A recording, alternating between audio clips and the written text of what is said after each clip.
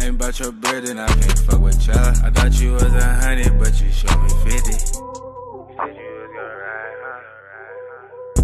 And the coupe that's parked outside, that bitch looks so expensive. I bet it cut your eye, huh?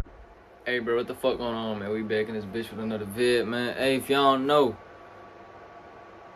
I don't even know what I'm finna say, but I am finna mention, bro, March 11th to March 19th, which means it's upcoming Friday. I'm gonna be posting hella vlogs and hella banger videos that contain hella banger thumbnails, you know what I'm saying?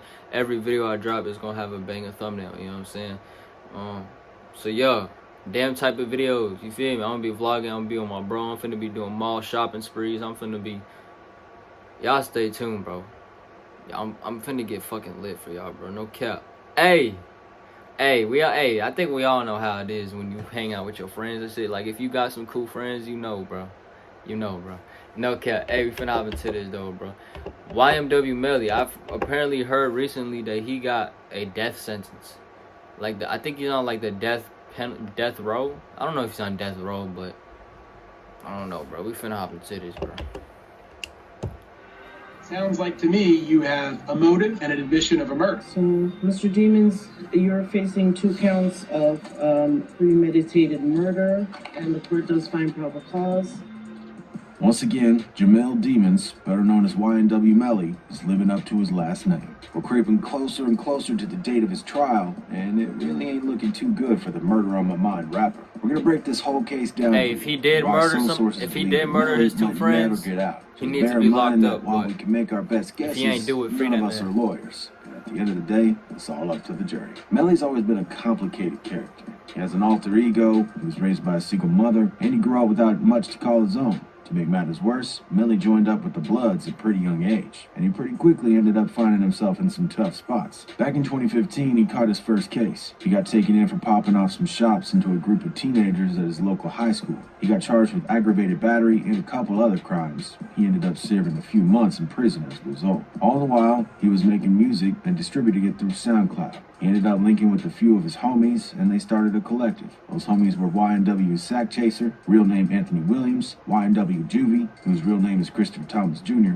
and YNW Bortland, real name Cortland Henry. Now, you might have been able to tell, given the fact that YNW Bortland changed his name from Cortland to Portland, that the whole crew was tied to the gang that Melly ran with. Ever since the music career started taking off, Melly's been caught up in various cases throughout the years. Seems like there hasn't been a year that's gone by without Melly getting mixed up into something. In 2017, he violated his probation and ended up in lockup until March of 2018. In June of 2018, just 3 months after he got out of the joint, he got caught with some smoke and a gun. And since he's a felon, that wasn't a good look. Then once again in January of 2019, he got caught with some more trees. That's just the start of his problems though, and it ain't nothing compared to what was coming. In 2019, the month after he was picked up last, he was charged with the death of YNW Sack Chaser and YNW Juvie. The whole situation was just messed up. Not only did he snake on his homies, but the specifics were even worse. So what really happened? You see, YNW Bortland and Melly were in a car with Sack Chaser and Juvie. Shots rang out, and by the end of the whole thing, Juvie and Sack Chaser were dead,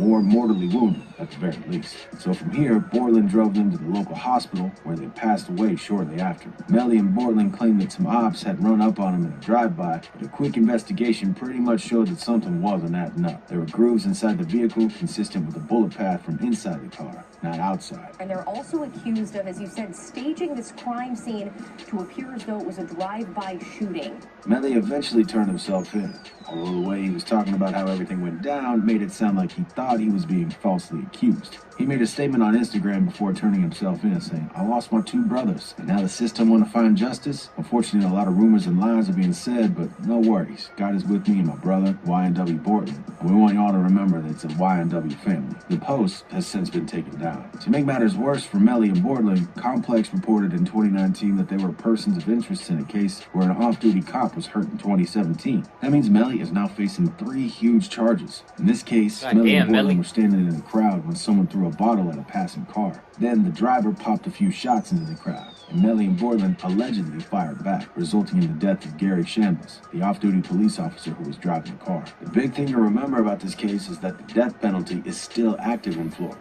They still do that down there. They also still do it in Texas, where Gary Shambliss died. So basically, it seems like Melly is facing life in prison at the very least if he's convicted. And at worst, a death sentence. This is a huge thing. This doesn't happen to rappers, like really ever, and especially not rappers at Melly's level. Back in 2019, YNW Melly's mom posted a video of herself crying and listening to Melly's music in her car after finding out that her son could face the penalty. And it's pretty sad to watch. My soul in pieces, just like oxygen. Can you hear me, Father? Another thing is that we really don't even know why Portland and That just Melly gave me targeted chills. Sack Chaser and Juby. Fuck, Was man. it kind of an internal conflict, or did Sack Chaser and Juby snitch? Was there some kind of personal beef over a girl? We don't know.